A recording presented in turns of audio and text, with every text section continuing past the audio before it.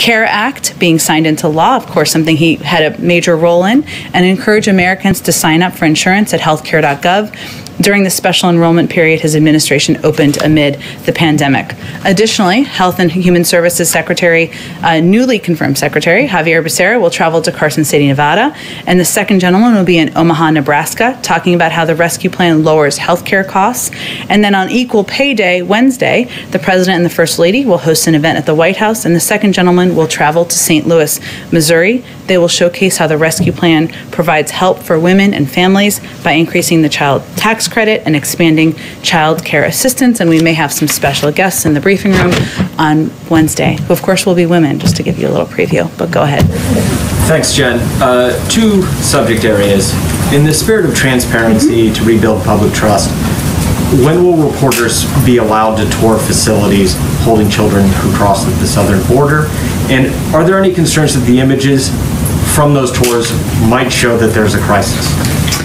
Well, first, we are working to finalize details, and I hope to have an update in the coming days. We are working through with the Department of Health and Human Services and also the Department of Homeland Security to ensure privacy and ensure we're following COVID protocols. We remain committed to transparency, and of course, as I noted last week, we certainly want to make sure that the media has access to these sites. And your second question was what? Your first question? I can't remember which way you asked. Yeah, sorry. Two subject areas. Yes. The second subject area is the Boston Marathon bomber, Johor Tsarnaev. Supreme Court's now reconsidering the death penalty. President Biden has said he opposes the death penalty. What is the administration's stance on Tsarnaev and executions going forward? Well, first, President Biden has made clear, as he did on the campaign trail, that he has grave concerns about whether capital punishment as currently implemented is consistent with the values that are fundamental to our sense of justice and fairness. He's also expressed his horror at the events of that day and his actions, Tsarnaev's actions, I should say. As vice president, he spoke to the people of Boston on the one-year anniversary of the horrible crime. As he said then, "We are Boston, we are America, we own the finish line." Of course, any process for the death penalty policy moving forward, I don't have any updates on that. As it relates to this specific case, I would refer you to the Department of Justice. Go ahead. We saw the statement about the trip of Roberta Jacobson and Juan Gonzalez to Guatemala and Mexico. Are they going to specifically ask those countries to help stem the tide of the migrants? Absolutely. Part of our objective, as Roberta Jacobson conveyed, Ambassador Jacobson, when she was in here just a few weeks ago, was that we need to work in partnership with these countries to address the root causes in their countries, to convey clearly and systematically that this is not the time to travel. If I may, I actually had a little bit of an update or just something I thought would be of interest to many of you, which is what some of the steps are we're taking in these countries to communicate.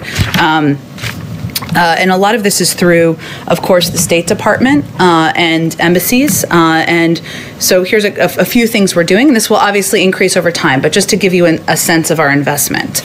The State Department continues to, we have placed an estimated 17,118 radio ads in Brazil, El Salvador, Guatemala, and Honduras since January 21st in Spanish, Portuguese, and 6 indigenous languages. These ads played on 33 radio stations, reaching an estimated 15 million individuals. The department has also worked with Facebook and Instagram on an advertising campaign that put our migration messages in the social media streams of millions of individuals who fit the profile of intending migrants. These are very targeted, of course. A total of 589 digital ads in paid search, display, and social media supporting the ongoing migration campaign in the Northern Triangle countries have reached more than 26 million people since Inauguration Day. These ads created over 73 million impressions in the targeted countries, and we're also taking creative approaches in different countries to make sure we're reaching people, meeting people where they are. In some ways, how we try to do things in the United States. So, as an example, NBC San Salvador, a Skuro comic book and animated show seeks to deter irregular migration by addressing violence as a driver. Content focused on violent reduction reached 240,000 young Salvadorans in the targeted audience. The 2 animated episodes in this past year have been viewed by 3.6 million individuals. So each country is taking different approaches. Our embassies on the ground are obviously the experts working with countries, to your point, Steve, to figure out how to communicate clearly in languages that will be received by the people in these countries, and communicate clearly this is not the time to come, our borders are not open, and we will continue to pick this up in the weeks and months ahead. So, excuse me, is there any indication that this is working, that these ads and all this whole campaign you're running? Well, first, let me say it is difficult to note the people who did not come. That is never a number we will have a mark on. So this is just part of our effort to send a clear message. But there's no question that funding is needed to address the root causes in these countries. That's why the president has proposed funding in his immigration bill. That is an issue he has worked on in the past for many years, including with Republicans, of course, to try to provide funding to a number of, not directly to the governments, because we want to avoid corruption in some cases, but to organizations that can help address the root causes in these countries. So it is not the only step we're taking, but a number of you have asked very good questions about specific communications that we are doing in these countries, so I wanted to venture to provide an update. Go ahead. Now that the public is seeing some of the images, because the congressional delegation provided some photos and descriptions about what they witnessed, children who are frightened and crying, overcrowded conditions, now that the public has seen that, is that not a crisis? And what conditions or situation, what metrics would have to be in place for the administration to call it that? Well, children presenting at our border who are fleeing violence, who are fleeing prosecution, who are fleeing terrible situations is not a crisis. We feel that it is our responsibility to humanely approach this circumstance and make sure they are treated and put in conditions that are safe. I will say that these photos show what we've long been saying, which is that these Border Patrol facilities are not places made for children. They are not places that we want children to be staying for an extended period of time. Our alternative is to send children back on this treacherous journey.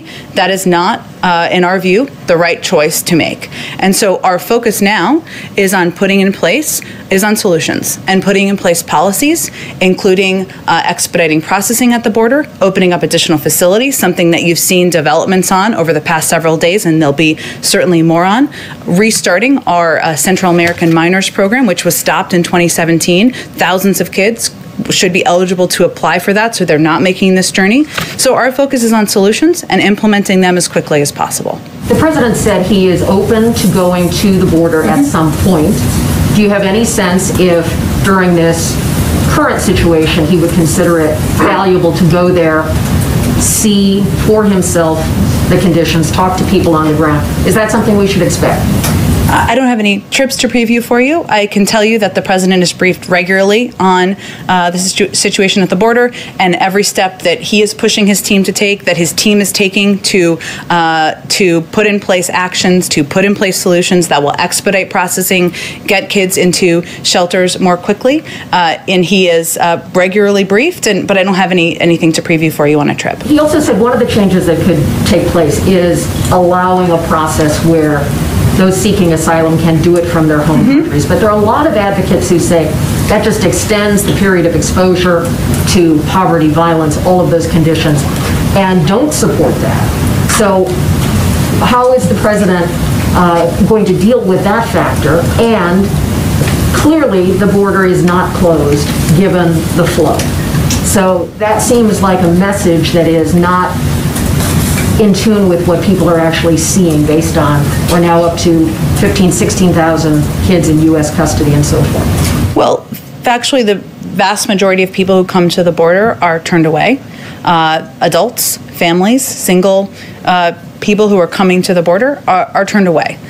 So that is a message we will continue to convey through a number of the means I have outlined for you, and the President has also conveyed that directly, as has our Secretary of Homeland Security, and as was noted earlier, there's obviously a trip to the region as well. What was your first question? The President frustrated his message isn't getting through. I don't think the President sees it that way. The President, the Secretary of Homeland Security have all conveyed that there are a number of factors at play here, including the fact that a number of the people who are making this treacherous journey are fleeing circumstances that are difficult on the economic front, to hurricanes, gang violence. There are smugglers who are making their own pushes about how this is the time to come. So we understand we're working against a lot of push factors that are pushing people to come to the region, come to the border.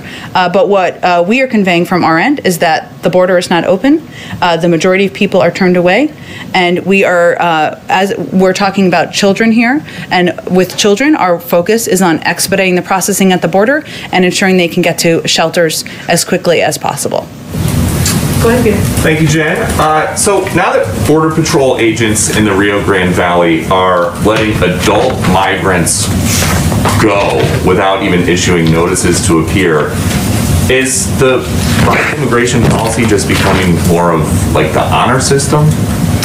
That is an inaccurate depiction of what's happening at the border. So there's no change in policy. The border remains closed. Families and single adults are being expelled under Title 42 and should not attempt to cross illegally. In the narrow circumstances in which families can't be expelled, the family is tested and quarantined as needed and placed in immigration proceedings to commence. In some cases, families are placed in removal proceedings further along in the release process. So if families are going to be deported and they're awaiting deportation, they don't need a court date and they don't need a notice to appear because it has already been determined that they will be sent back to their home countries. Sometimes that takes a minute to ensure there is proper transportation and steps in place to do that. But if Secretary Mayorkas says the border is secure, the border is closed, how is that the case if these migrants are being processed on this side of the border and then put on a bus to points unknown on this side of the border? Well, again, there are limited cases where there are families, because they can't be held in Mexico, who are processed, tested, considered at the border. Most of them are sent back to their home countries. Those are very limited cases, and it's certainly not a depiction of the overarching policy. Okay.